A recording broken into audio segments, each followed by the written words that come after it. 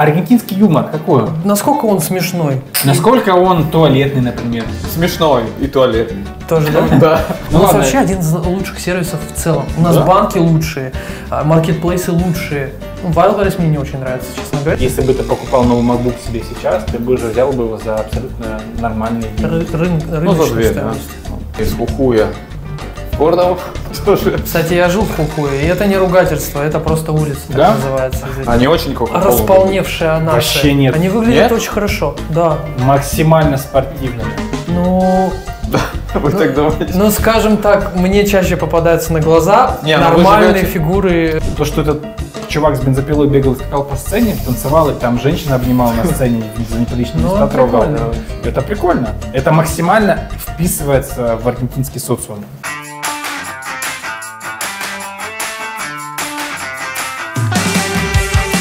Так, все пишется, поехали. Всем привет, друзья! Меня зовут Максим, вы на моем канале. Сегодня необычный выпуск, не стандартный, не то, что я обычно снимаю. Обычно мы снимаем влоги. Сегодня я позвал к себе на канал замечательных ребят, которые также приехали в Аргентину. Вот, познакомьтесь, это Боря. Боря приехал сюда аж почти 25 лет назад. И это Федор. Федор приехал со мной на одном и том же рейсе, на одном и том же самолете. Вот. Немножко расскажу о них. Во-первых, как мы познакомились с Федей. Мы познакомились довольно в забавной ситуации, в забавных обстоятельствах.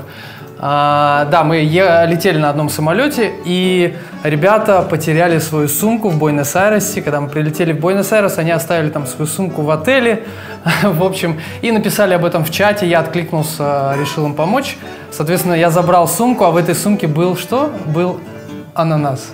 Да, это Большой ананас, и вот который ребята... испортился. Да, который испортился, но ребята, естественно, сумку не из-за ананаса хотели забрать, у них там были документы. В общем, мы познакомились, начали общаться, и Там теперь... были все документы из России, что самое интересное. Ну да, то есть... Замечательная история.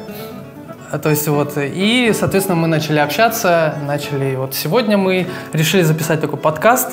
С Борей мы познакомились благодаря как раз-таки Феде. Федя нас познакомил, мы у него собрались дома, и мы решили вот, общаться, дружить, и, в общем, сегодня мы вот такой вот необычный выпуск у нас. Мы собрались у меня дома, мы хотим поиграть в покер, но помимо покера, естественно, мы будем показывать и рассказывать вам про новости, которые случились в Аргентине, вообще, что здесь происходит, что происходит за последние несколько месяцев. Я думаю, что будет классно и интересно, надеюсь, что будет весело и не скучно. Первый подкаст, поехали. Так, Класс. ну все, в целом можно, я думаю, Можно приступать. расслабиться. Да, давайте, во-первых, Классный мат у расслабимся. тебя. Боря посоветовал купить упаковочку такую. Я не знаю даже, чем они отличаются. Человек, Для меня они который все живет в одинаковые. Аргентине 24 года, еще бы он не посоветовал хороший мат. Но я раскладно. Я думаю, что мы сейчас будем Я буду вот играть? так подсматривать, так как мы рядом сидим. И начнем с самого жизни важного здесь в Аргентине. Вообще, первое, с чего, я думаю, стоит приступить, это вообще, как она поменялась за последние 5 месяцев. То есть Аргентина, когда мы приехали сюда с Федей, она была другой. Это была совершенно другая страна. Да? Абсолютно. Была Да. классная страна, и что сделали со страной. 5 месяцев она изменилась вообще до неузнаваемости, и мне кажется, и мы еще себя чувствуем более-менее. То есть это не какое-то что-то, то есть мы еще себя нормально здесь чувствуем в плане финансов, в плане как-то даже безопасности, все нормально. Но местные, конечно, бунтуют. Вот мы еще поговорим об этом в новостях. У нас там, соответственно, есть новости, связанные с разными протестами. Да, давайте, ребята, что произошло за 5 месяцев вообще, по вашим ощущениям? Как сказалось на вас это вообще? Вот? Ну, стало дороже определенно. Стало дороже, но не могу сказать, что дорога Аргентина в понимании нынешнем, да, это все равно не так дорого, как, например, Москва. Поэтому в любом случае жизнь здесь комфортна. Что касается жилья, ну, где ты снимешь пентхаус там с личным двором на крыше за $300. В Москве ты такого точно не найдешь Да и в остальной России, мне кажется, Но тоже. мне кажется, в Вижах дешевле можно снять пентхаус. Можно и в Вижах дешевле, но мы-то живем в нормальном За районе. 150. Но цены-то на жилье не поменялись или сильно? Нет, Так они наоборот сейчас падать будут. падают. Как раз таки из-за закона Милле, о котором мы чуть позже, пока время, думаю, он будет в списке законов. Ну, про Милле мы Списке да. однозначно скажем. Ну вот я строюсь, и стройматериалы вообще тоже не очень сильно. Конечно. Ну, в 2 раза, по крайней мере, точно. Ну, Да. о чем Ну, как и цены на стоимость продукты. доставки только выросла более чем в 2 раза. То есть топливо. Чтобы эти стройматериалы доехали до магазина розничного, сколько нужно заплатить теперь? Субсидии на топливо прекратились. Но Так, мы еще, Ты не кстати, сделал в ставку? покер играем, да. У меня что, один? я Один сделал. малый я- блайнд. Заплачу. Заплатишь, да? Ну, я Калируешь? тоже. Да, калирую. Ты у нас дилер. Боря, ты у Борис, нас потом дилер. ты. Да, я хотел бы сразу по поводу цен, ух ты, какие карты хорошие. По поводу цен я бы хотел сразу сказать, что по моим ощущениям, первое, на что я обратил внимание, это, естественно, еда. Еда здесь просто каждую неделю приходишь и меняется ценник. Абсолютно. Что еще? Столкнулись, естественно, вот я, например, сейчас снимаю квартиру в долларах, тоже, соответственно, ценник был гораздо ниже, и вот мой хозяин, он мне так по секрету сказал, что он эту квартиру за 400 сдавал еще пару месяцев назад. Сейчас я ее снимаю за 500. Я 2 фишечки добавлю. Вот, и да. Подтверждаю. Подорожала квартира, подорожала еда, мне кажется, процентов на 40, на 50, а некоторые товары, я думаю, и в 3-4 раза. Тоже мясо, оно стоило 2-3 тысячи песо, сейчас оно стоит 9-10 тысяч песо. Ну, тут еще 10 сама долларов. инфляция. Инфляция тоже, но Если все равно. надо, я думаю, более корректно будет обсуждать цены в долларах, а не в песо. Потому что песо ведь тоже не Ну стоит. давай, знаешь, так, я, может быть, заморочусь, а может не заморочу, вводить это каждый, наверное, в подкасте это будет слишком, Да, если я буду высчитывать. выводить. Поэтому постараемся в долларах говорить. Так, что у Маты нас? пипец горький получился. Ну это первые разы, потом ты будешь обновлять, и оно будет нормально. Ты залил туда весь кипяток? Или Кстати, холодной водой? я не буду маты пить, я же спать буду через 4 часа, поэтому... Это Давайте не чисто. я еще одну. Ну ты холодную воду А ты не можешь уже. залил? Как не могу? Новая карта появилась да. на столе. Извини, ты можешь. Я буду играть с тобой. А Борис вышел? Я уже ушел. Ага. Что на этот раз? А что там у тебя? Давай еще одну. Ну давай, только если одну. Что у тебя? У меня сет семерок. Забирай. Так покажи. я-то Сет из видел. семерок. Я-то видел. Ты видел, да? Да, мне достаточно. Да даже если бы он не показал, я ему доверяю. Так, ну, в общем, да. Что еще? Еще я бы отметил, это нереально высокие цены на технику. И сразу же стоит сказать, что люди, которые сюда собираются, я вам советую купить все, что вы хотите в своей стране. Если вы из России летите, то покупайте в России гораздо дешевле. Как оказалось, я вот недавно себе заказывал камеру, как оказалось, в Европе дороже, чем в России. Да. То есть те же айфоны, те же Причем давай макбуки, обозначим камеры. людям, что это камера, которая официально ушла из России. То есть она была завезена в Россию параллельным импортом. Что У нас само по себе практически дороже. все товары ушли из России, и они все равно дешевле Все в равно нашей дешевле, стране. да. Из-за близости к Китаю, из-за развитой логистики с Китаем. Ты забери свою, пожалуйста. Да, да, Меня да. смущает. Немножечко механику отработаем в плане, чтобы это все удобно было. Да. Здесь еще Вот так ты кружка. отлично сделал, да. Да. Что еще? Я хотел сказать. Боря, а вообще ты как наблюдаешь? Вот ты здесь живешь уже 25 лет, а за последние полгода вообще как ты видишь динамику подорожания цен? Может, Ну, на продуктах, раньше дорожало там, 20% в год, допустим, да? Последние пару лет было 100% в год. А сейчас вообще 20% в месяц. Да. Дно пробито. Это слишком, Да. очень, мне кажется, чересчур. Меня это немножко напрягает, но я понимаю, из-за чего это. Ну, типа Милей хочет пополнить резерв Аргентины, это понятно. Извини, если хочешь, я могу всегда раздавать, потому что вы немножко, может, отвлекаться, забываться. Я могу. То есть слушай. на тебе слишком много всего. Ну давай, Мы давай. можем в сборе раздавать Да, по не очереди, обязательно. если хочешь. Нормально. Сейчас мы поймаем вайп, потому что это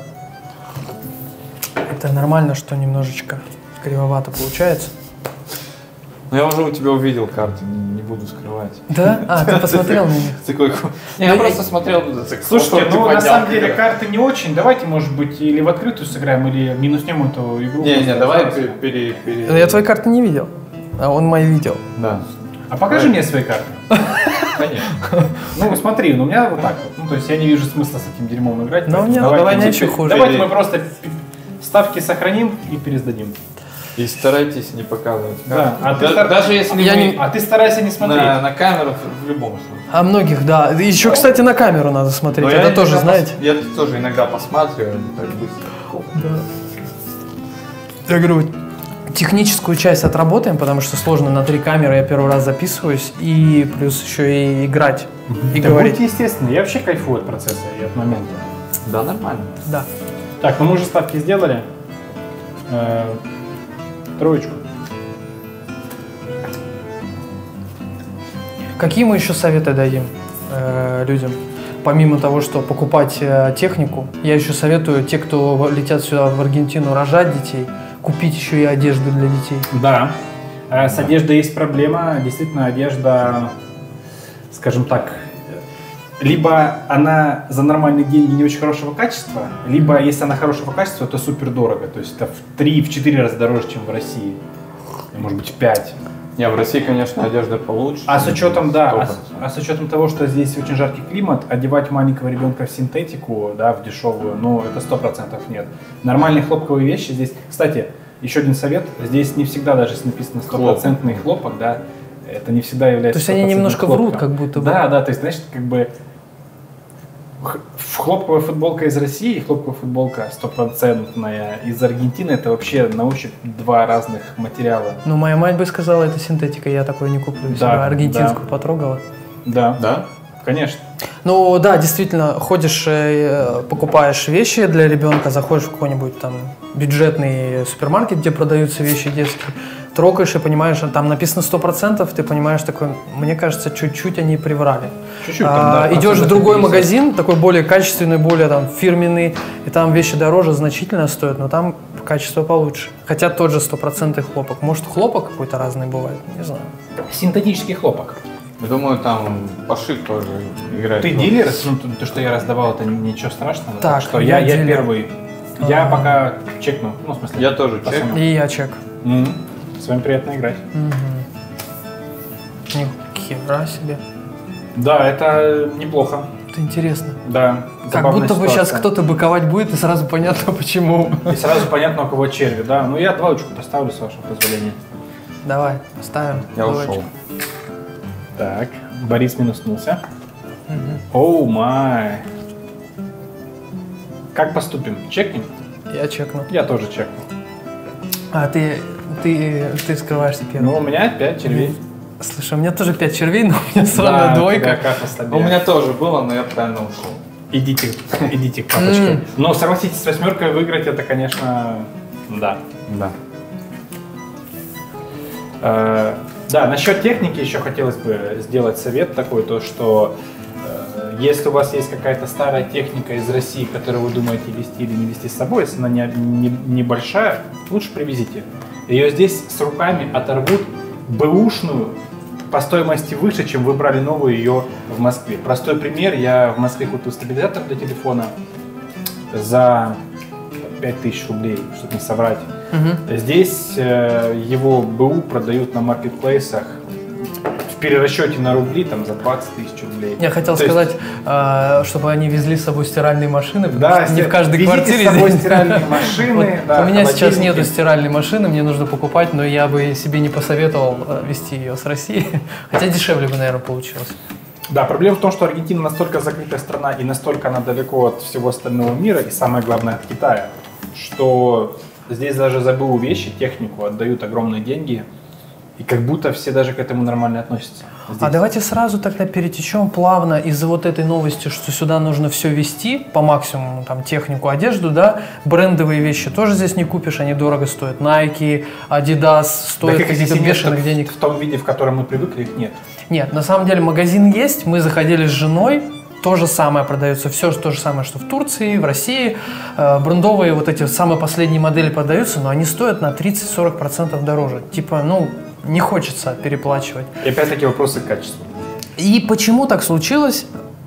Связано это с тем, что в Аргентине большой налог на импортные товары. Не, Но мне кажется, сейчас... не в этом смысле. Нет. Так, хорошо. А в чем еще? Мне кажется, что тут связано то, что сюда просто остатки вещей везут. Понимаешь? То есть все хорошее остается в Европе, да, допустим, а все плохое сюда. Ну, То есть здесь плохого качества, что ли, еще? Америка – это страна третьего мира. Но Нелогично, нет? Мне как бы есть чем сравнивать. Я пожил в 2 странах третьего мира, и как бы Аргентина точно не страна третьего мира. Нет? 100% нет, да. Ну, это была моя теория. Ага. Интересно. Ты думаешь, что не так, да?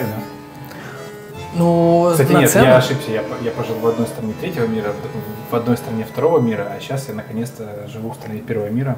У меня такая... Аргентина все-таки первый мир. Судя по тому, что я видел, что я знаю, да. Первый мир.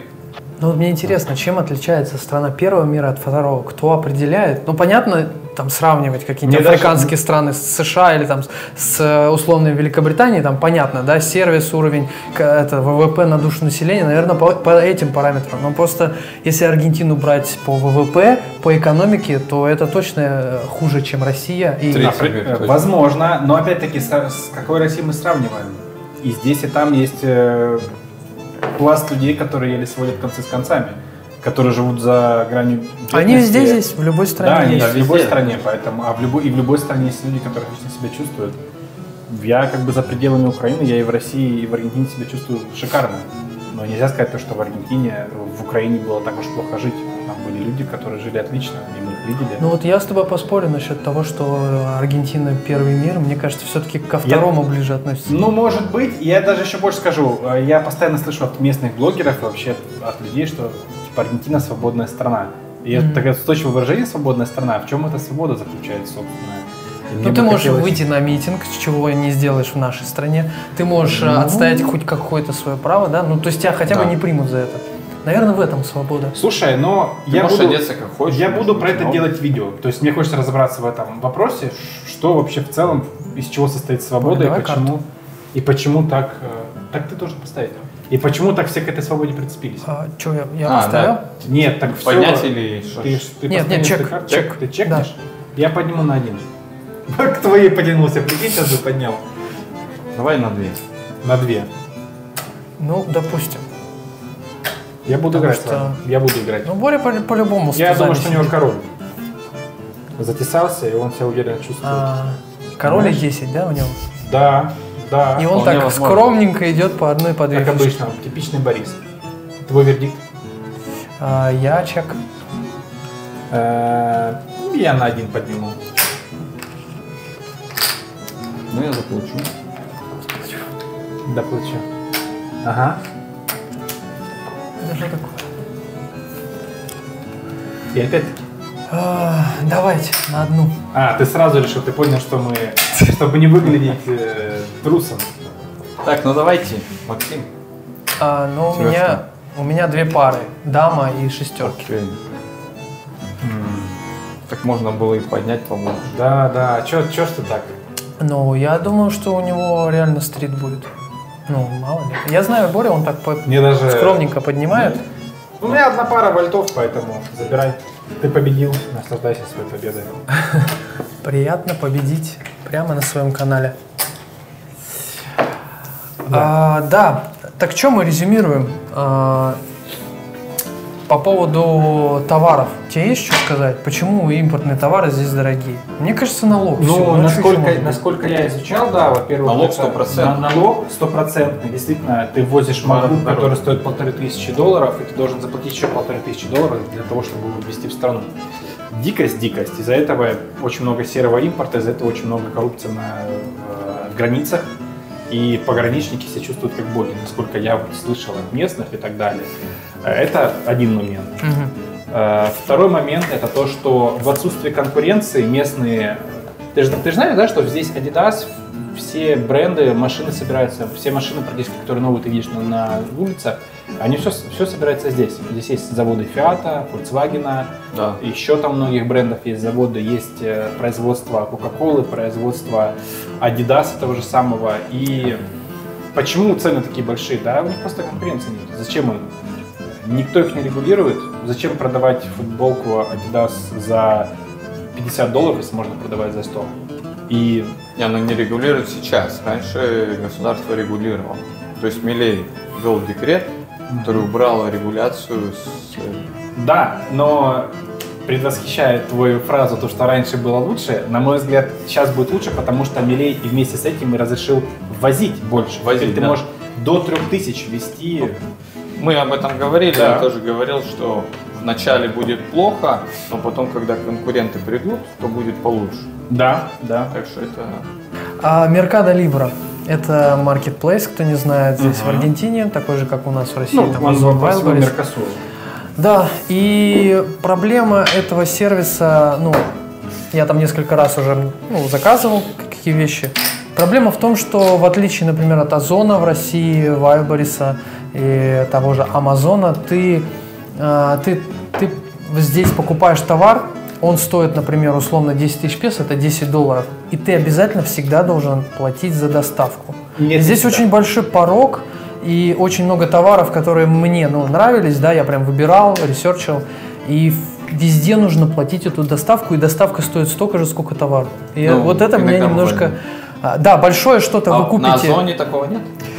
На Нет. Озоне практически такого нету. Крайне редко бывает, что ты за доставку платишь. На Озоне дополнительно. доставка бесплатная Бесплатно от всегда. 1000 рублей, то есть это от $9 на подобное. Ну правильно, здесь тоже. Здесь только 12, от 16, по-моему. 16 Да, ну что-то... долларов. Короче, вот хочется что-то маленькое купить. Да, А. ты понимаешь, там доставка дороже стоит, чем эта маленькая.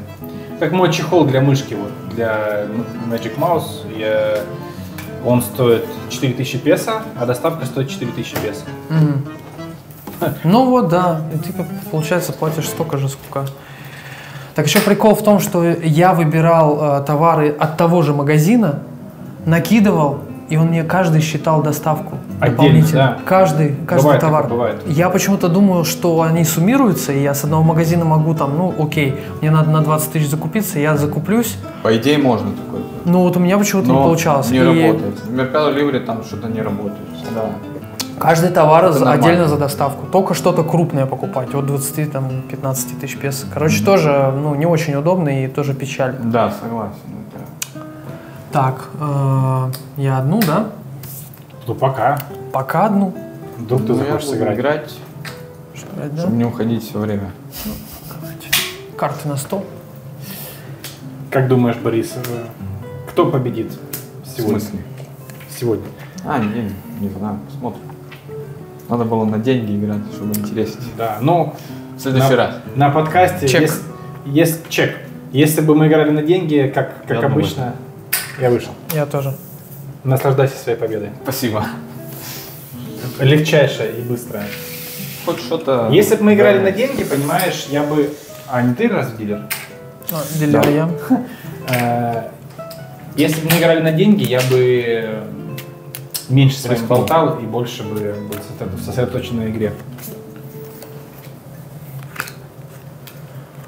Да, ну, скажем так, подрезюмируя нашу тему по технике, на мой взгляд, я не был во многих странах, но мне кажется, плюсы и минусы есть в любой стране. И компромиссы есть в любой стране.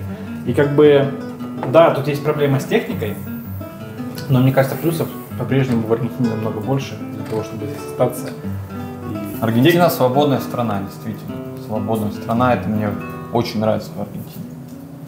Да, и такой маленький момент, то, что ты не можешь купить себе здесь MacBook или покупай его за 3000 баксов, когда он стоит полторушку. Как мне пришлось купить. Да, это не настолько большая проблема, чтобы перечеркивать все плюсы, которые есть в этой стране. Определенно, Да. на мой взгляд.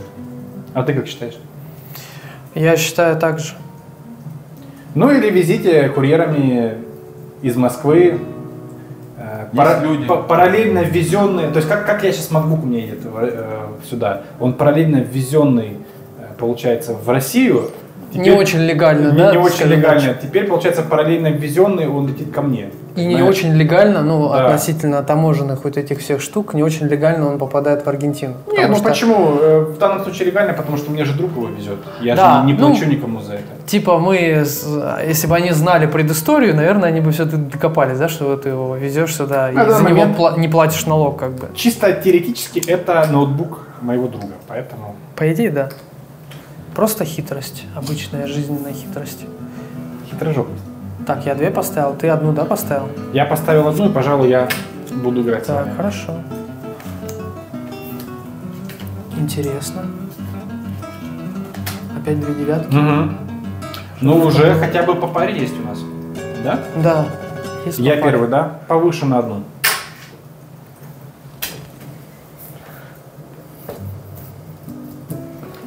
Одну можно заплатить. Да. Какой он, а? Щедрый.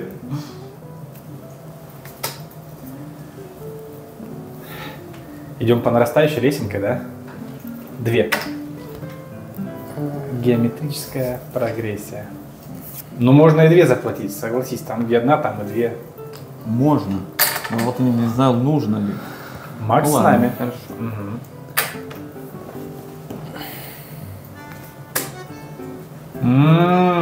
Как интересно, как вкусно получается.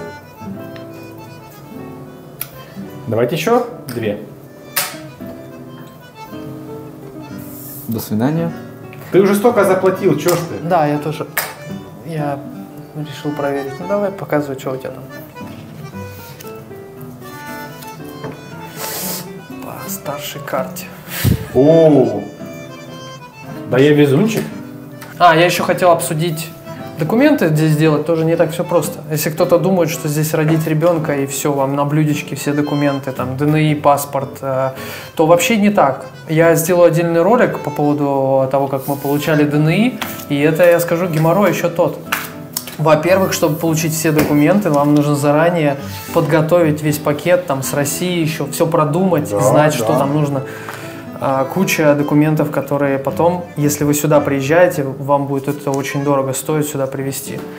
Поэтому да, Но согласись- дорого стоит. Подорожали госпошлины. Госпошлины стали тоже в 2 раза дороже. То есть, если месяц назад на ДНИ можно было податься за двоих $15, сейчас это уже 30 с лишним долларов стоит. Но И в любом это только случае это госпошлины. маленькие деньги. Ну, мне кажется, для... Но в любом случае это уже дороже, чем в России. Я сюда приезжал, я-то раньше, чем он начал заниматься документами, я еще сделал дешевле, чем в России, совокупно. Я 2, ты одну ставишь. Но ты еще забыл упомянуть о том, что на все эти документы, на все собираемые документы нужен нотариальный перевод здесь, в Аргентине, что тоже может влететь в копеечку.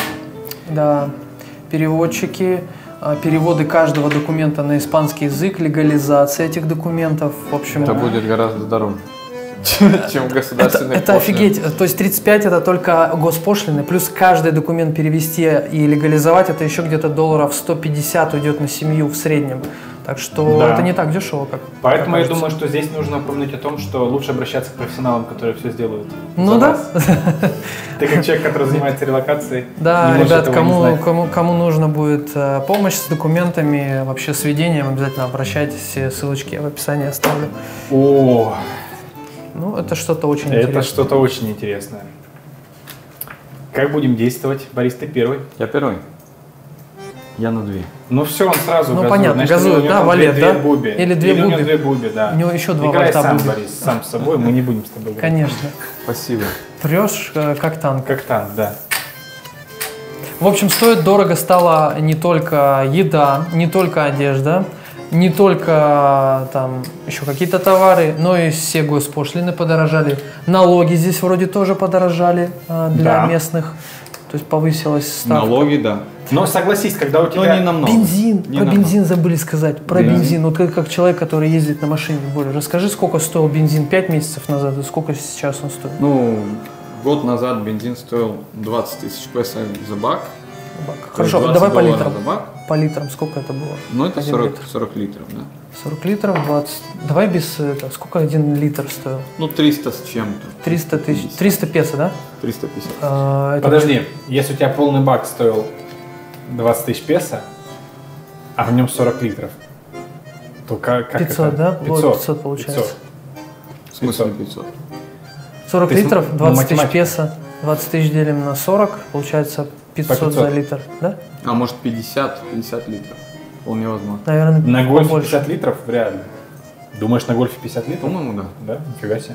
Но я думал 40. Но... У меня на Гранд Витале было 50 Но литров. при том, что бензин-то стоил также 300-350 песо, когда мы приехали. То есть я специально обратил внимание на Да, цены. бензин не прыгает. Не То прыгает, есть и вот раньше он не подорожал прыгал. буквально последние был 1,5 скачок. месяца. Да. Они подорожал. отменили субсидирование, потому что им надо экономику Не, это из-за деньгами доллара, насыщать. мне кажется. Потому что доллар, то есть доллар официальный был 400 и стал 800 сразу. То есть Кстати, почему я Перед тем, как механику ушел не в понимаю, для чего это сделали, почему взяли и подняли, как это вообще скажется на всех иммигрантов, которые приехали? О боже, Ну. это мне сейчас просто, и мы говорим про все это поднятие цен, но во мне играют украинские флешбеки, вот эта вся возня с МВФ, Международным валютным фондом.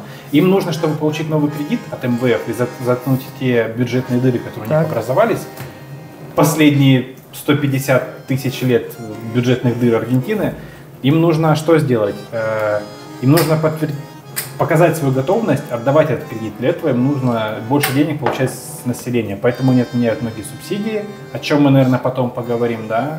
Они многих госслужащих увольняют, которые фактически не работали.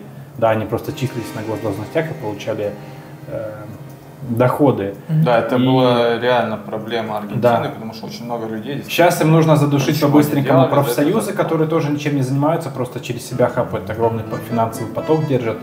И им нужно накачать казну деньгами, собрать побольше денег сейчас, чтобы как бы МВФ показать, что они могут. Ну просто на Украине было то же самое, когда там в 10, в 11, 12 годах было очень плохо в стране, хотели получить новый кредит, и тогда повысили цены буквально на все. Электрика, газ, то есть мы самая ближняя была страна к России, но население платило за газ больше, чем в любой другой стране Европы, хотя до них этот газ еще должен был ехать, транспортироваться. То есть здесь примерно та же самая ситуация. Народ, им нужно откуда-то взять деньги не берут с народа, повышая все, что можно. Электрика повысилась, то есть я это на своих Да, все коммунальные услуги повысились. в 2-3 раза. за последний Еще, месяц. да, кстати, мы не сказали, наверное, тоже очень важно, это спекуляция в Аргентине ценами. То есть любой магазин, неважно, Да. сеть это не сеть, он устанавливает свои цены. Ему вообще плевать на людей. Ну вот сейчас, да. Вот Это щас просто вот ты последнее. идешь и понимаешь, что он поставил от балды цен. До этого было по-другому, я Да? же говорю. Не Милей согласен пришел. насчет от балды. Поставь себя на место этого магазина. Ты не знаешь, почем вот Ну, ты продаешь. он хочет перекрыть все вот эти вот, Риски, потому что риски, логистика, все это время, да, то есть это же не происходит, что товар они купили, и он там через 2 дня уже в магазине и Конечно. сразу продался. Они наперед, да, я понимаю, но каждый магазин видно, что они по-своему накидывают вот это вот процент, Ну там просто кто-то как больше, каждый, кто-то наверное, меньше. по-своему относится к рискам, но я, допустим, как человек, у которого был бизнес, я не совсем... Ну, то есть это страшно, когда ты сегодня продаешь пачку макарон за $2, как продавец, и ты не знаешь, ты завтра купишь ее там за, как ты раньше покупал, за $1,5, или она будет стоить $5, и у тебя нет никакого горизонта планирования, Карты на стол. и это же просто страшно. Как вести бизнес в таких условиях и не повышать цены? Это невозможно. Но И- здесь что сделали, это вместо того, чтобы продавать вот некоторые стройматериалы, да, они не, ну, то есть железо, отпускают. например, не продают. То есть там был Древесину, месяц, мне кажется, точно. месяц, вот я не мог достать, Да, допустим, да. металл. Ну, или Офигеть. ты мог достать, но за какие-то космические деньги, да? То есть они там лупили ценник, а не хочешь? Почему они так делали? Потому что они боялись продавать по низкой цене. Не, потому что они знают, что Они будет боялись, что- поднимут доллар, Ага. и, следовательно, поднимется Они цена. боялись Я кассового разрыва, что у Да, них то есть не они хватит боялись денег. продать задешево. Они Ну да. хотели ждать, чтобы когда уже Да. устаканится все. Ну и с квартирами здесь все то же самое. То есть хозяева квартир, они тоже не горят желанием отдавать квартиры на длинный контракт, потому что они видят, что постоянно обесценивается песо, и тем более еще в песо отдавать. им Честно, я невыгодно. даже не понимаю, как хозяева квартир в Аргентине на квартирах зарабатывают. Простой пример. Здесь мы обсудили то, что очень дорогая техника, да? Я 2. Ну, играй тогда, я не буду играть. Со мной? Простой, да, я плачу за свою квартиру, платил сначала $300 в месяц, сейчас плачу там 180, ну, потому что инфляция, если у меня долгосрочный контракт, инфляция как бы играет. И если вдруг выйдет что-то из строя, какая-то техника внутри дома, допустим, у нас сломался телевизор уже сейчас, у нас плазменная панель, там смарт-ТВ, все дела, короче, дорогой телевизор. Я понимаю, что купить новый телевизор, это будет стоить несколько месячных аренд. Просто потому, что здесь очень, как мы обсудили, очень дорого стоит любая техника. Да? Да. И я не понимаю, за счет чего хозяева квартир зарабатывают, если он мне сейчас хозяин купит мне новый телевизор, и по сути она этой покупкой отменит всю прибыль, которая пришла за последние 5 месяцев, что я снимаю эту квартиру. Я не понимаю. А если сейчас накроется еще кондиционер, например, да? Ну, бывает такое. Кондиционер здесь очень дорого стоит. Стиралку она купила, когда мы заехали. То есть я реально, она просто в минус. Я не понимаю, как, вот за счет чего они зарабатывают. Не, ну сколько кондиционер стоил раньше? Ну вместе с работой мастеров. Ну да, с работой мастеров, ну, $300, допустим, да? Ну еще 200 работа. А я $200 в месяц плачу за аренду. То есть это одна поломка, 2,5 месяца она потеряла арендных денег, понимаешь? Все включено, все, мы можем Иногда я говорю продолжить. правду, иногда неправду. Получится. А вообще ты часто врешь? Ну, нет. Чаще говорю правду. Ну, сегодня ты нам честно ответил, что ты забыл покерный набор. Да, было бы странно, если бы он сказал, я не забыл, такой пришел, знаешь, виртуальный ящик такой, давайте играть. Такой разложил. Ты все в шоке, да? Он бы до конца шел бы со своей шуткой. Боря, что за херня? Он такой... В смысле, раздавайте, ребята, что вы сидите? Я такой, опа. И сразу в банк пошел. И прикинь, он бы до конца шел и разговаривал только на испанском, чтобы мы, типа, Боря, блядь, что с тобой? А он... No hablo ruso, por favor. Да, это было бы очень смешно. Классные шутки. Это шутки. Аргентинские шутки. Кстати, насчет аргентинских шуток. Аргентинский юмор какой он? 2. Аргентинский юмор. Насколько он смешной? Насколько он туалетный, например? Смешной и туалетный. Тоже, да? Да. Туалетный равно Туалетный и смешной. А девушки тоже шутят, да, на туалетный юмор? Ну, в смысле, или меньше? Меньше. Меньше, да? Парни в основном, да? Короче, база, все как у нас. В целом, да. Сходство есть. Так, я тоже Я поиграю. думаю, что мужчины в любой стране ведут себя одинаково. И в целом, у меня есть даже фраза, я ее придумал. Парочку стран выбивается из этого. Что быдло в любой стране ведет себя одинаково. Не привязываясь ни к кому из нас и вообще к народу, но если ты посмотришь, как ведут себя быдло в разных странах, они везде себя ведут одинаково. Ну, можно. Это то, что я заметил. Ты подтверждаешь? Да, Будешь я играть? газану вместе с вами, я буду играть, я приму участие в этой игре. Отлично. Так, ну и параллельно давайте обсудим новости, которые хочется обсудить. Первая лайтовая про Папу Римского. Папа Римский заявил, что его планы о поездке в Аргентину в этом году пока остаются только гипотезой. Несмотря на это, понтифик сказал, что готов начать диалог с Хавьером Милеем. Встреча президента с Франциаском запланирована на 12 февраля в Ватикане. То есть Милей поедет туда. Правильно я понимаю? Да. Вместо того, что папа приедет в Аргентину. На поклон. Ну, получается, переиграл и уничтожил. Ну, начнем с того, что Милей молодой мужчина в самом расцвете сил, а папе трансатлантический перелет на каком он там, 80-м или 90-м году жизни. Сложновато. Да и зачем в Аргентину? Да. Тут вон на улице ограбить могут. Часы его отнять. 100%. Я думаю, папа дорогие часы. Хотя нет, сейчас, кстати, как тот папа, который достаточно аскетичен. Там, То есть это уже не выпячивающий шикарной своей жизнью папа, да? То есть возможно, это не, возможно, мы про другого папу говорим, возможно, он уже золотыми умер. туалетами, короче, не пользуются. Да? Так, ну, следующую новость давайте обсудим. Про безопасность. Меня вообще удивляет слово «министрка», хотя я первый раз такое слышу, ну да ладно. Министрка безопасности Патрисия Что, есть Бурлич. такое? Типа не министр, а министрка. Это что, типа феминизм в России? Слушай, это возможно вот только в Аргентине и вот там, где такие либеральные страны, возможно, такого вот применяют термин. В России министр, неважно, женщина, мужчина. А, это здесь, да? Да, и вот эта вот министрка безопасности Патрисия Бурлич анонсировала новый протокол по содержанию в тюрьмах особо опасных преступников. В частности, таким заключенным ограничивают число допустимых звонков, а их диалоги и встречи будут тщательно контролировать. Бурлич объясняет нововведение взросшей коммуникации преступников с внешним миром и людьми, которые могут выполнять их указания вне стен тюрьмы. Неплохо.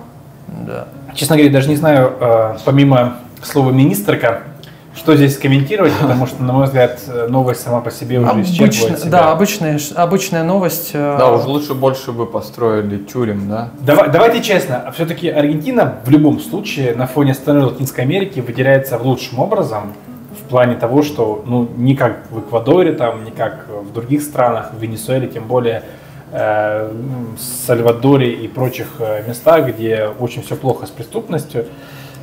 На фоне этих ребят, конечно, Аргентина достаточно уверенно себя чувствует, но всегда можно... Иногда вот после России и после силового аппарата в России, конечно, ты понимаешь, что там он жестил зачастую и имеет неограниченные полномочия, но иногда вот хочется, чтобы здесь вот чуть-чуть гайки подкрутили, потому что, они совсем распоясались. Да. Ослабленные, да? Все эти воришки, да. Они же понимают, что им ничего не будет. Вот он украл у тебя телефон на улице, да? Даже если или его поймают. Если его поймают, он понимает, ему ничего не будет. Да. Так не должно быть. Не, на самом деле у меня друг полицейский, он один раз поймал человека, который откручивал у тачки колесо, хотел утащить. Да, и он говорит, он поймал его и притащил его в отделение полиции.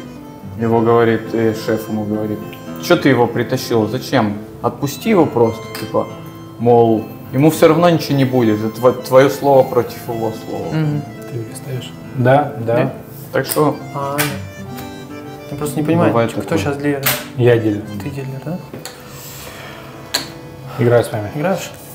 Поэтому да, конечно, все еще хорошо по сравнению с остальной Латинской Америкой, но не так хорошо, допустим, как в некоторых странах, в которых мы жили.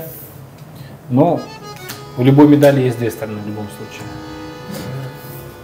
Да, по безопасности в последнее время хотелось бы добавить, что участились случаи грабежей, то есть взлом домой. Вот, например, я живу в хорошем районе, и 2 года уже. Да, мы знаем. Классный район, мы там были. Да, и спасибо, что еще раз напомнил. Последние 2 года не было ни одного ограбления там, а за последние 2 месяца уже 3 ограбления. Да, ты показывал мне то самое видео. Мужик просто вышел сесть в свой пикап. Ты видел это видео, да? Если его найду, я его вставлю. Да, мы тебя скинем, да.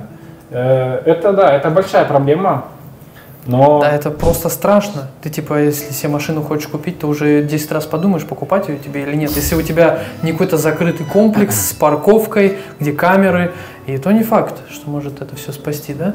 Да, ребят, самое главное, что вы можете сделать, чтобы не попасть в ситуацию с ограблением, во-первых, не ходить ночью, во-вторых, не ходить, не выпячивать на себе всякие украшения, и в-третьих, самое главное, не экономьте на себе, снимайте жилье в нормальном районе и желательно не снимайте дома. Есть случаи ограбления, потому что когда вы снимаете дом, даже если все ваши соседи классные люди, кто-то из них обязательно на застолье своему другу скажет: прикинь, у меня сосед русский, там, или украинец, неважно. Прикинь, иностранец. А в понимании всех аргентинцев приезжие иностранцы, они просто супер богатые. По факту это так и есть. С деньгами приезжают. Да, они приезжают с деньгами, с имуществом и... молва разносится и сразу... Да, молва сразу, весь район знает. Это всегда так было, особенно в небольших городах. Если мы не говорим про Буэнос-Айрес, где же, в принципе, полно наших, и там это уже привычно. Все, что вы можете сделать, это не экономить на себе, снять квартиру в нормальном районе и желательно снять квартиру с охраняемым подъездом. Это не так дорого. Допустим, я снимаю квартиру в самом центре Кордобы, в нормальном районе с охраняемым подъездом. 2 двери, которые закрываются на ключ в подъезде, еще 1 дверь на моем этаже.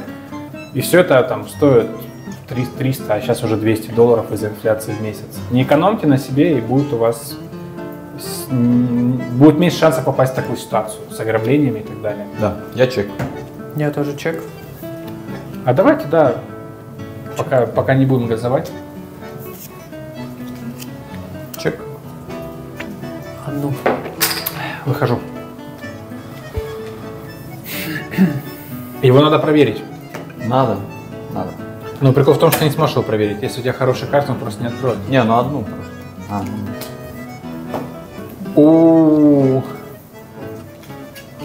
Нет, показалось. Я думал, что у меня 3. Одну. Вообще талант первый. Я очень уверен в себе. Не, ну у меня просто действительно... Я либо ничего нет. уверен в себе, либо правил не знаю. Не, я ушел. Что, в принципе, одно и то же. Ушел, да? Да? Я просто ждал. Ты прав был. Он не проверит меня, Да. получается. Даже Ты его в не любом проверил, случае не смог. и Да. мне очень жаль, что ты его не проверил. Я раздаю. Он раздает. Отлично, я как раз зачитаю следующие новости. Кстати, очень тоже интересная, одна из самых насущных для иммигрантов. Про посылки. Аргентина объявила о готовности к легализации личных покупок на иностранных площадках, таких как Amazon и AliExpress, ну и так далее. Наконец-то. Правительство подготовило проект разрешения на импорт товаров для частных лиц на сумму до $3000 в месяц. Сейчас это пока что еще сумма $1000, и то хреново работает. Ожидается, что правила вступят в силу в ближайшие недели. Новость появилась там пару дней назад, так что посмотрим, насколько она что будет сказать? работать. Во-первых, ждем Озон, не Amazon, а Озон и Wildberries. Слушай, я бы и Озон. Озон отлично работает. Озон и отлично. Шикарный вообще маркетплейс. Если вы думаете, где покупать в России Wildberries или Озон, просто шлите Wildberries в одно Не, место. если вот так это вот два стоят Озон и Амазон, я выберу Озон, потому что я уже Да. 1000 раз заказывал и знаю, как работают. Круто Да. сделали сервис. Ну У нас ладно. вообще один из лучших сервисов в целом. У нас Да. банки лучшие, маркетплейсы лучшие. Ну, Wildberries мне не очень нравится, честно говоря. Да Озон вообще у нас, для меня. все самое лучшее, включая сейчас на мои слова гимн Советского Союза и У нас еда одна из самых лучших. Ну, не Да. будем спорить, кухня русская самая лучшая. Нет, молдавская лучше. Вырежем это сразу. украинская прям вообще лучше. Не, я молдавскую, кроме мамалыги, больше ничего не знаю. Ну, и то я ее даже не пробовал. Я даже не знаю, что Как-нибудь такое мамалыга. угостишь нас, кстати. Мамалыгой? Мы купим тебе Ну, кукурузную брынзу здесь трудно крупу. достать, конечно. Закон фантастический, потому что если посмотреть, к чему это приведет, вы представьте, что... ты сразу вышел, да? Ничего себе какой-то. Ну зачем? Играем вдвоем с тобой. Понятно. О, Ну, я не вижу смысла сказать, что у меня 2 червы, и я сразу буду ставить 5. Если ты позволишь. Ну, можешь слушай, проверить. я не буду проверять. Такое не проверяется. Но если что, у меня правда было 2 червы. Не, это круто, я тебе верю. Зря. Короче, к чему давайте порассуждаем. Вот у тебя есть возможность на себя покупать на 3000 баксов товаров из-за рубежа. Во-первых, ты уже можешь быть мелким спекулянтом. То есть ты уже можешь нагружать рынок своими...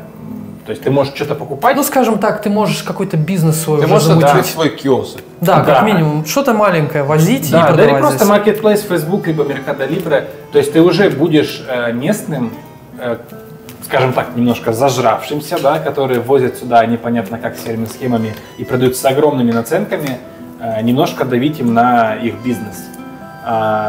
И в целом люди в большинстве своем перестанут идти, зачем идти в магазин техники в Аргентине покупать, допустим, себе iPhone за 2000 баксов, если ты можешь заказать его на Амазоне с доставкой за 1000 баксов. Ну и смысл. И, соответственно, мне кажется, это вообще самый ключевой закон именно Ну, для нас для это обычных самое, людей, что мы для проверим потребителей, для непосредственно. Чуть-чуть открыли рынок. Неплохо. Да. Я буду с вами играть. Кстати, если бы мы знали, да, мы подождали бы, типа, потом попробовали заказать что-то там в США, например, и привезти через Amazon сюда. Мы обязательно закажем. Ну да, для мы наших обязательно блогов. будем заказывать чуть-чуть попозже. Попозже. Попозже, да. Так, ну что, будет Да, чай? нет, конечно, мы сделали свой выбор. Ну, надо по классике посмотреть свои карты, потому Да, что их потому всегда что мы забываешь. общаемся, из головы вылетает. Да. Но мне не вылетело из головы то, что у меня отличные карты, я еще одну поставлю. Отличные карты, но ставишь Отлично. одну, да? Да, ну. Ну, это... А ты сольешься, если я больше поставлю, начну газовать, ты же сразу же. Да. Играешь с нами? Нет, я пасую. Тогда сдавай. Опа, опять. Оу, ма. Кого там крестие? Здесь следующая новость идет. Одну. Есть еще что добавить по поводу посылок?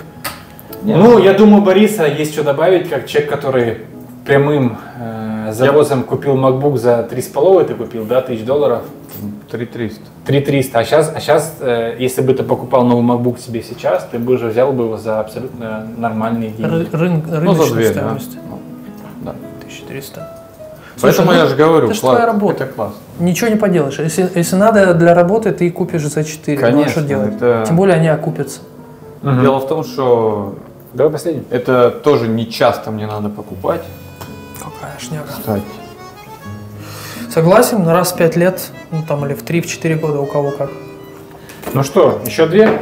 Давай. Как ты на это смотришь? Давай, у вас? показывай. Показывайте, ребята, даже интересно стало.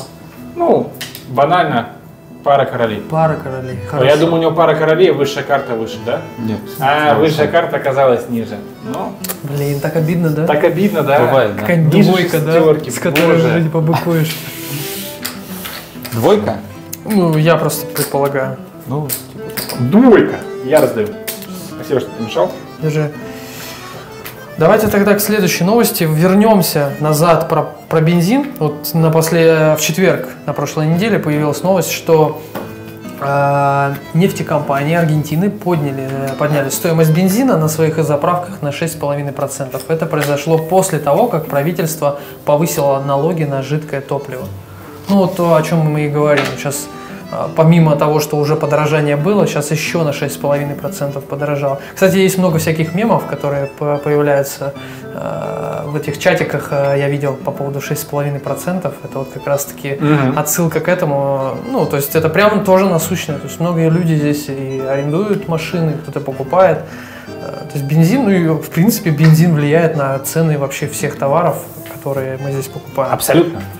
ну да. Привезти макароны Это хреново. в киоск, это все зависит от стоимости машины, от стоимости бензиновой машины, И которая довести макароны. Да, логистика, из куча там, еще допустим, всяких. мы из Хухуя в Кордову тоже. Кстати, я жил в Хухуе, и это не ругательство, это просто улица, так Да? называется здесь. А тем не менее нужно ставить. Я дилер, не вижу ваших ставок. Ага. Мы Да, играть мы будем пытались или нет? заболтать, но ничего не вышло у нас. Ой, чуть 3, прикиньте, газанул бы сейчас со старта. Мы бы сразу слились бы.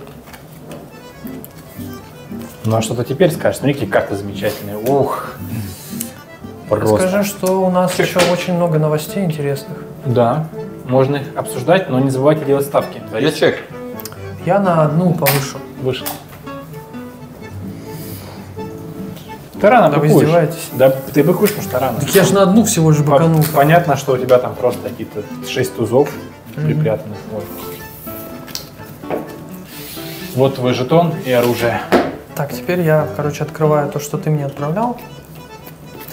Да, кстати, можно обсудить жару. Сейчас начался самый такой жаркий и знойный сезон в Аргентине. Нету дождей, хотя сегодня, день сегодня потрясающий. Сегодня классный Классно, денек, да. вообще. Можно открыть все окна, и я вот сидел и кайфовал, потому что не нужно открывать, в смысле, не нужно включать кондер, а с окна прекрасно охлаждает. Да, сегодня Это ветер с Антарктиды. нам Южный ветер. дали отдохнуть. Да, причем как работает?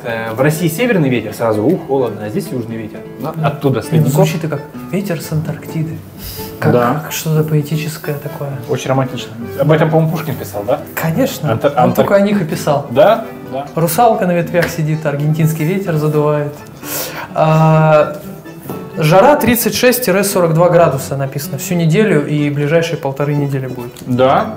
Это Вчера было сильно. 40, отлично. Я вышел прогуляться днем, и это кайф. Ну, то есть, я понимаю, что Но можно загореть быстро. после того, как ты приехал сюда из России, каждый жаркий день, это, не знаю, я почему-то кайфую. Мне прям нравится, когда ты выходишь и сразу мокрый. Вот ты только на улице вышел, через секунду, все, ты уже весь мокрый. Ну, значит, ты один из тех людей, который кайфанет от жизни в Арабских Эмиратах, например, где-то вот в этих восточных странах. Многие едут, потому что очень любят жару. Я вот не смог бы там... Насчет в таком Арабских климате. Эмиратов не согласен, потому что там женщины одеты даже в жару, а здесь женщины все уже раздеты. Даже слишком. Мы Ну, с тобой так. об этом говорили в интервью, помнишь? Слишком раздетые женщины. Здесь вообще в Аргентине капец как. Ну на грани. Ну, они Да. просто максимально открыто одеваются. Ну, им тут нравится. Ну да. Нам так тоже нравится. Да. Я Ну, это вообще лучше, чем закрытые женщины, Я вообще честно не, сказать. не думаю об этом. Учитывая, Для что меня это мы все нормально. здесь женатые люди, да? Нет, не все. Нет, Ну, я нет. Ну, ты уже ну, все Я равно. ладно. в разводе. Ну, ты в разводе, хорошо, кстати, в разводе. И это, Дом свой есть в хорошем районе. Спасибо за рекламу. Макбуки там покупают. мы вообще ради этого подкаст записывали, Да, чтобы да. к этому моменту подвести и Это ты прорекламировать. Да. Давай а ты поженимся. кто? Это вторая, которая там. Я вторая бабка, я не помню, как ее зовут, но... Ну, короче, там тоже такая мерзкая. Ты смотрел «Давай поженимся»? Блин, ну это Спасибо за легендарная. Легендарная передача. Чек. Так, я чек. Я ну.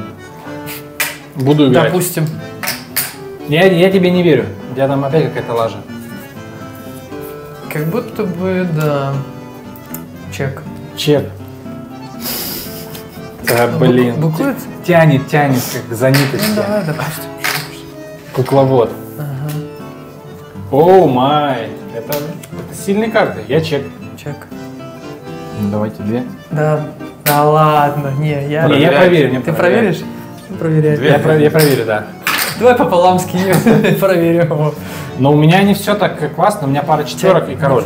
Не все так однозначно. У меня full house. Оу май. А я видел, что у Это него- достойно. Я по его реакции понял, что он... У меня тоже, кстати, пара четверок была, но шестерка, и я бы тебе На проиграл. четверке, да. А я думал, что у меня опять пара четверок, потому что он газовать начал с первого хода. Подумал, ну вряд ли там туз он бы сильнее газовал. И за счет этого, в общем, теперь я самый бомж. Про жару давайте подытожим. Что нужно делать в жару? Боря, как ты спасаешься? Вот у тебя есть классный бассейн. Но не у всех Глубокий. есть бассейн. Да. Да. Что нужно делать Глубокий, как твоя душа. в жару? Спасибо. Что делать в жару? Пить много воды. Да. Или пиво. газировки. Кстати, И вот аргентинцы включать много... кондиционер. Да, и пьют много газировок. Почему? Потому что здесь жарко. Правильно? М, Или не только из-за этого? Ну, Я думаю, в целом я это вот не культура. уверен, почему это просто культура. Да ладно. Именно.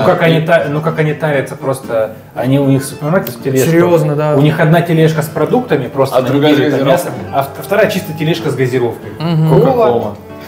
И при этом я бы не сказал, что они Они очень кока-колу. располневшая нация. Вообще нет. Они выглядят Нет? очень хорошо. Да. Максимально спортивная. Ну, Вы так думаете? ну, скажем так, мне чаще попадаются на глаза Не, ну вы нормальные живете- фигуры. Вы людей. живете в нормальном районе. Вы когда ходите в магазин, вы посмотрите на людей, которые там. Мгм. Я думаю, То есть, если типа район не очень хороший, там люди дешевыми более углеводами, да, там, дешево. даже больше, наверное, газировки потребляют, потому что это дешевый вид хоть какого-то Конечно. перекусона, если его так можно Это назвать. все зависит. Может быть, кстати. Это В логично. центре прям очень хорошие люди, все хорошо выглядят, короче, Я и вот, мужчины, и женщины. Люди, на Да. самом деле, это самое главное, что формирует впечатление о стране. Ну, я могу сказать, что аргентинцы очень хорошие. Тебе нравятся аргентинцы? Как люди, это я в шоке. У меня просто, я пожил в 2 странах, и я такого ни разу не видел. Никогда в своей жизни не видел. Но есть и хорошие люди, я же говорю, есть их хорошие, есть не такие. Все, мы поставили. Но, в общем, аргентинцы очень приветливы. Это да. Аргентина в нынешнем кризисе в любом случае Лучше, чем лучше, война. чем... О, вырезай нахуй. Аргентина в нынешнем виде в любом случае лучше, чем очень многие страны. В том числе те, в которых я жил. Согласен. Поэтому... Я пожил в Турции, пожил и в России, естественно. Ну, в данный момент, мне кажется, здесь оптимально. Ну, здесь есть минусы, но плюсов больше, мне кажется. Скажем так, здесь соотношение цены и качества очень хорошее и низкое содержание кринжа. И даже если он здесь есть, люди воспринимают это как юмор. В любой другой стране мира такой президент, как Милей, да, все, там люди бы за голову хватали. Здесь этот кринж, он настолько в тему, он просто соответствует нации. То, что этот чувак с бензопилой бегал и скакал по сцене, танцевал, и там женщина обнимала на сцене, за неприличные места трогал. прикольно. Это прикольно. Это максимально вписывается в аргентинский социум.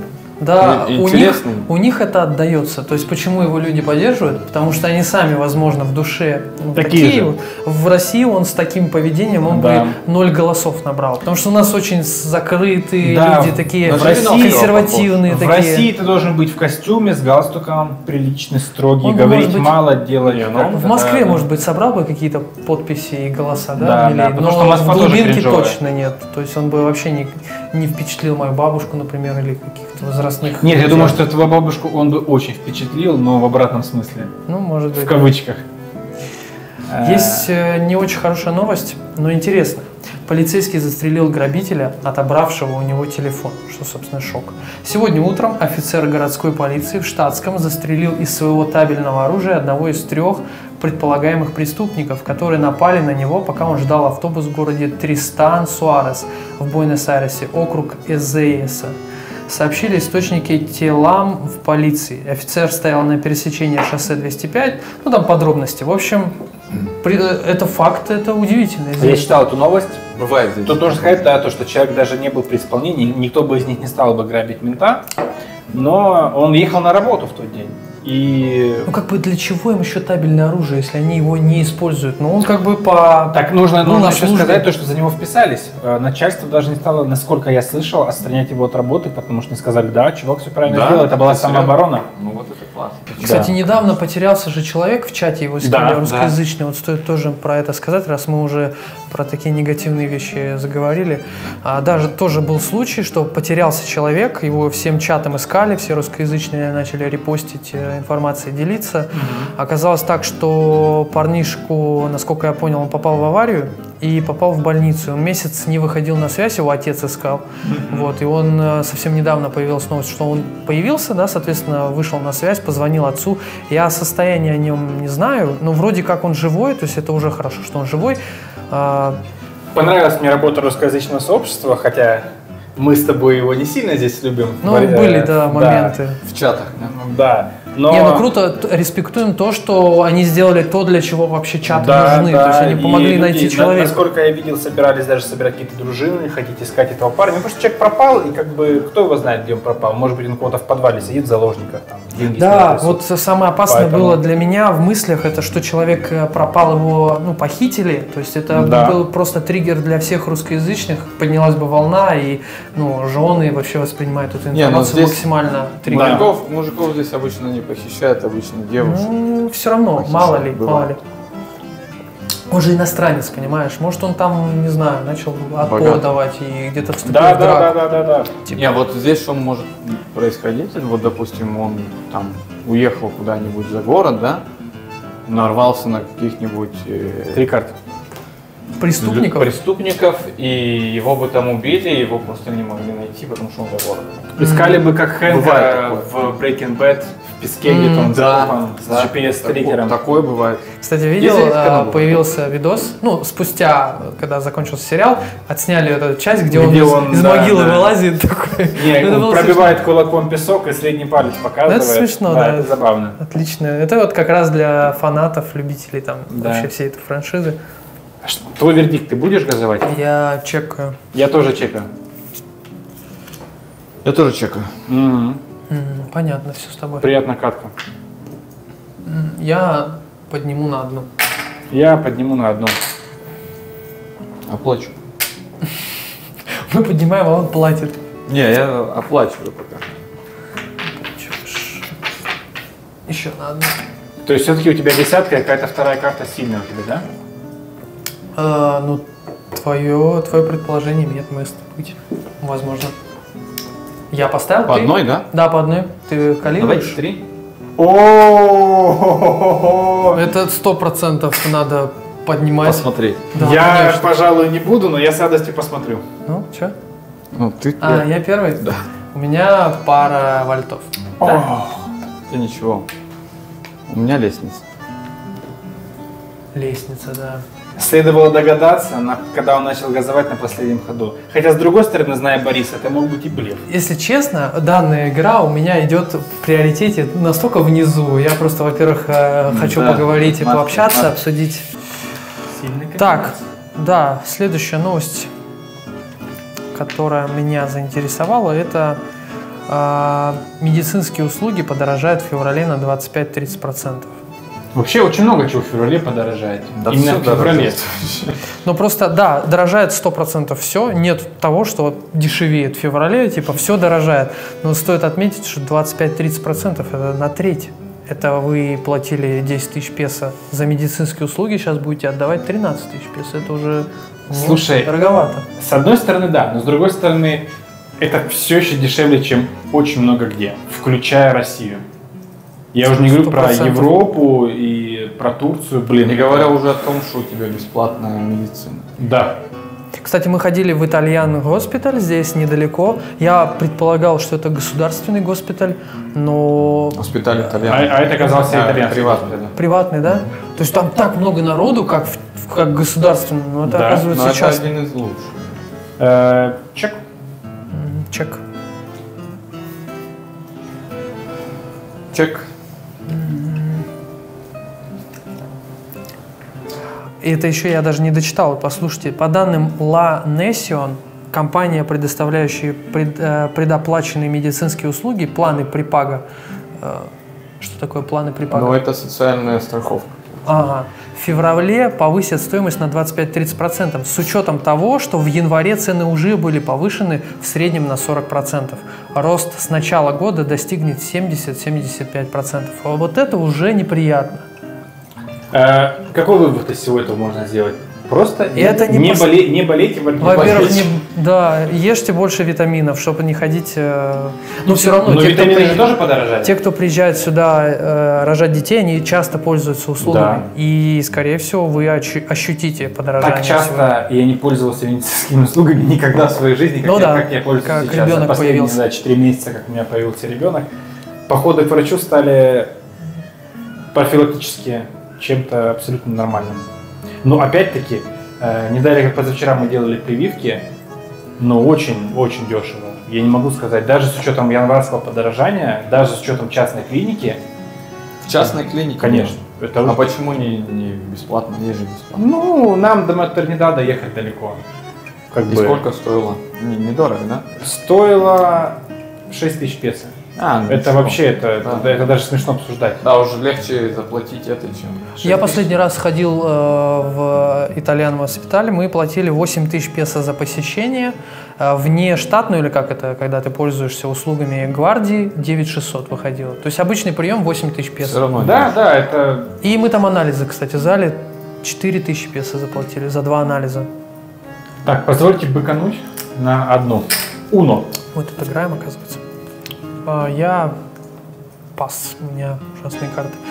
Также здесь пишут, что и образовательные услуги, да, и образовательные Мне услуги нравится. тоже на 25% подорожают каждая ежеквартальная оплата за образование. То есть в разных универах. Тут перечислены универы, я даже их не прочту. Все на испанском. В общем, Три. это тоже... Стараться. Да. Можешь не стараться. Интернет и кабельное телевидение тоже становятся дороже. После отмены в ноябре указа 690-220, регулирующего тарифы телекоммуникационных компаний, повышение стало ежемесячным. С февраля доступ в интернет и кабельное телевидение подорожали на 15%. В декабре стоимость соответствующих услуг была проиндексирована на 5%, в январе еще на 14%. То есть помимо проиндексации еще на 15% все это подорожало.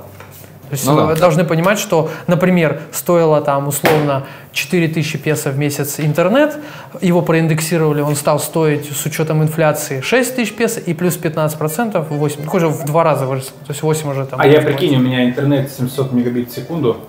И я- 700? Да. Офигеть. И я это- плачу за него, платил последний месяц 11 тысяч. То есть, получается, сколько он мне сейчас должен Он подорожать? да, он так и стоит. И мы вот с хозяином, хотел я тоже поднять скорость интернета, он мне должен помочь с этим. У меня сейчас 50 мегабит стоит, то есть мне не хватает.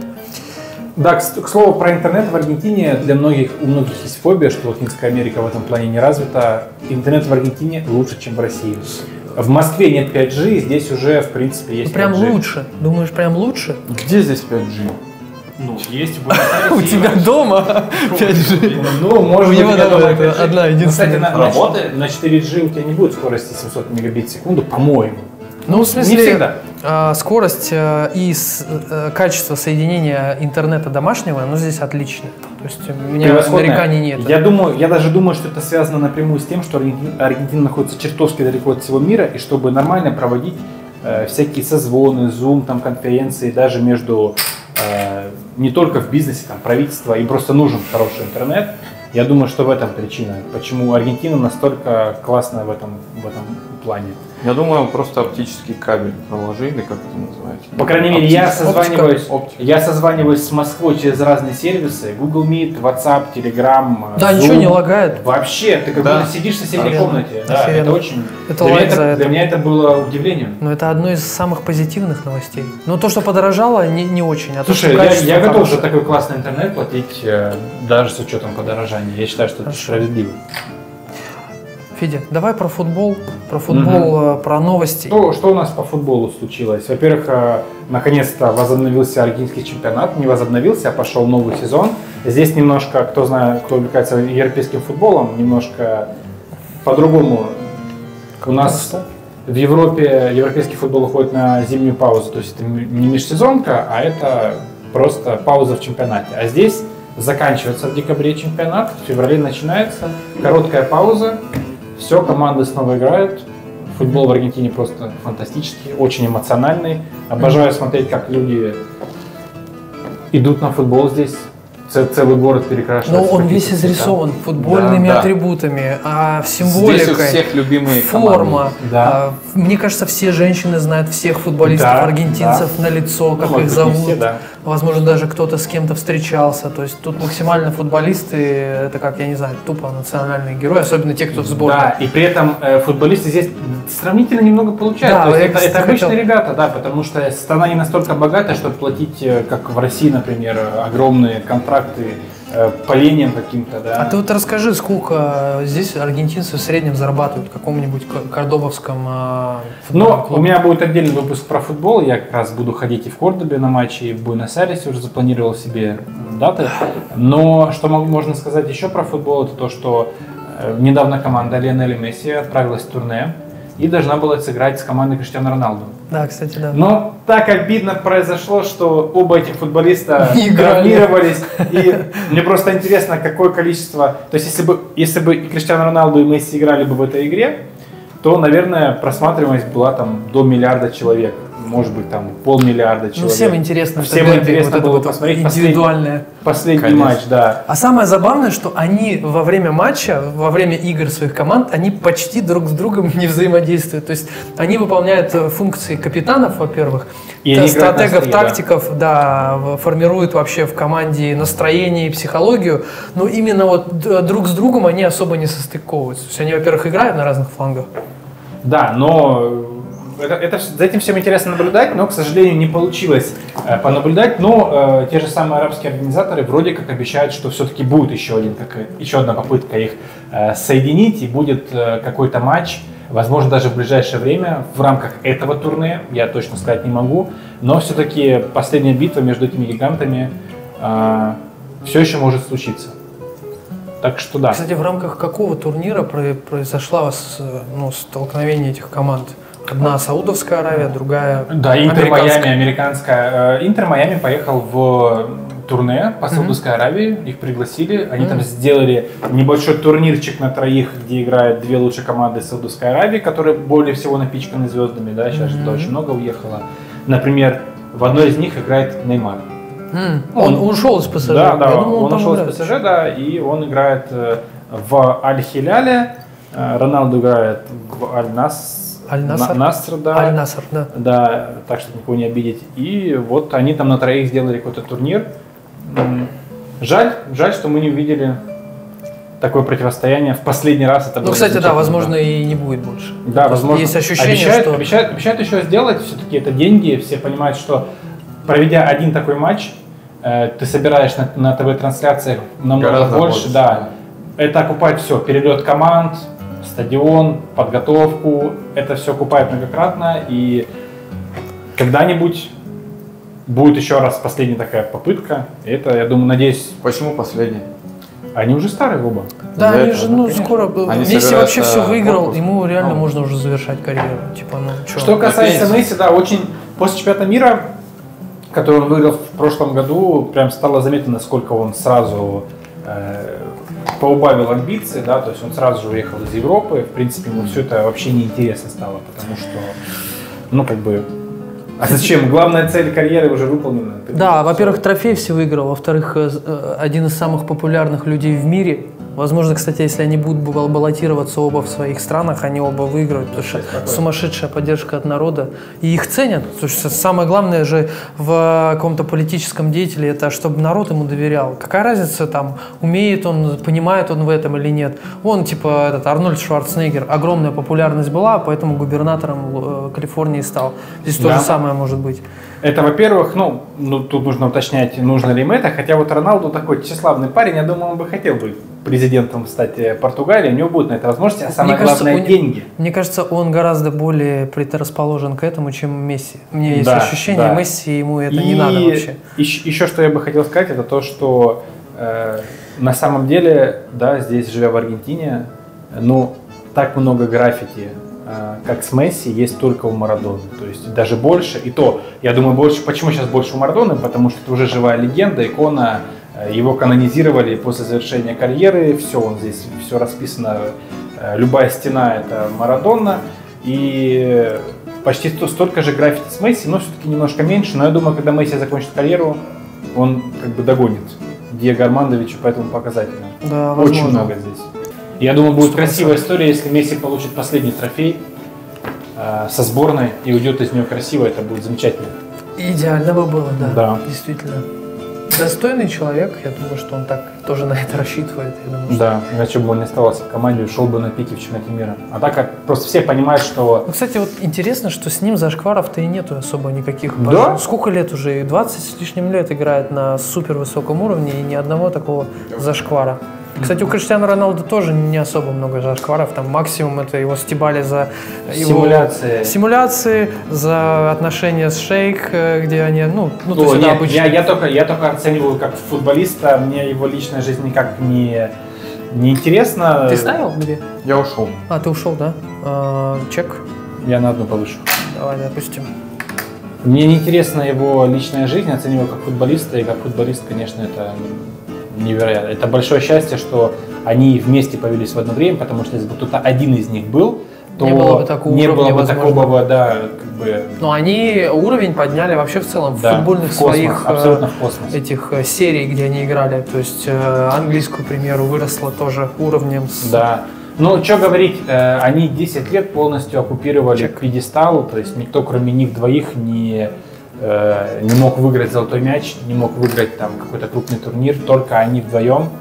Это было просто спасибо за это детство. Да, слушай, с футболом вообще нравится, что здесь, я снова в него погружаюсь. То есть я играл в футбол очень-очень давно и из-за травмы перестал играть. Увлекся другим спортом. Но здесь снова почувствовал этот вайб футбольный, и хотелось бы, конечно, посетить и футбольные матчи здесь сходить. Кстати, вот расскажи про футбольные матчи.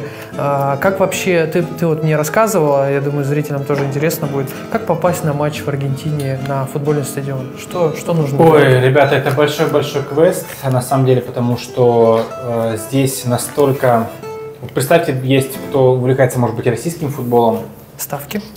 Представьте, есть ситуация, в которой вы можете... стадион.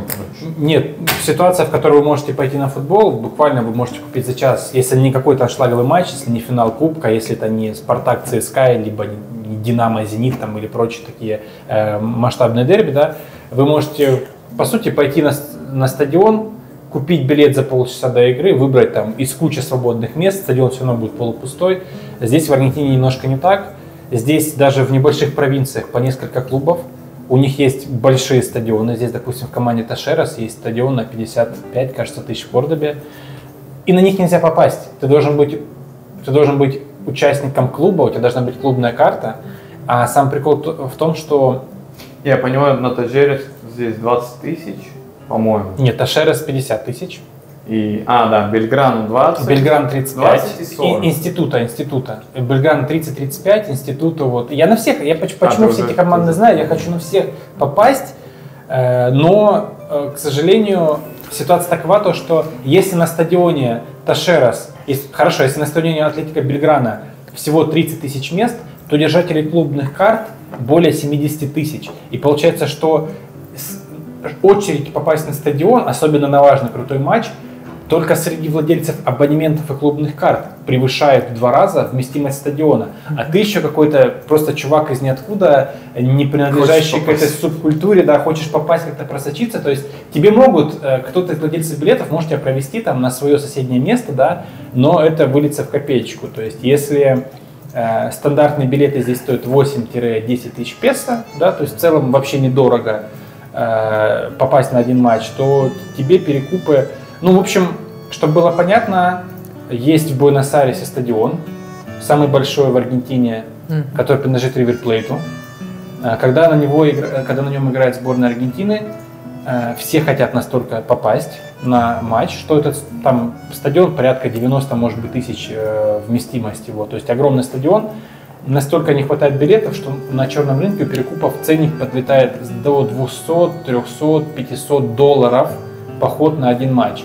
И я говорю $200, это вы должны понимать, что это где-то очень далеко, очень высоко, очень за воротами.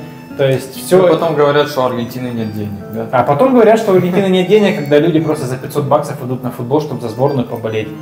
Конечно, я думаю, что миф о том, что аргентинцы бедные, это действительно очень-очень большой миф. Ну, здесь, мне кажется, большая разница между классами. То есть, как и везде, это в любой стране. Средний класс, то есть довольно богатый.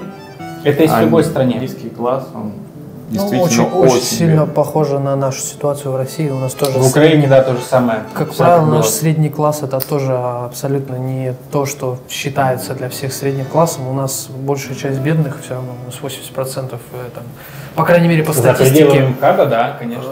Да, а средний класс у нас считается, ну, это достаточно обеспеченные люди, не все централизованы. То есть они, скорее всего, все живут в больших городах, и, скорее всего, с большой долей вероятности они живут в Москве или в Московской области.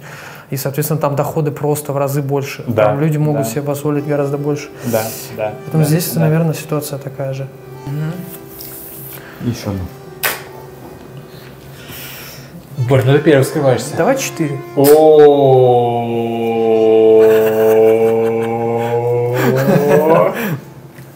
Ну давай, ты я что-то заплачу. проверить. Ну уже 3 надо. Ну ты первый скрываешься, давай. Скроюсь, у меня 2 девятки. У меня 9 и дама.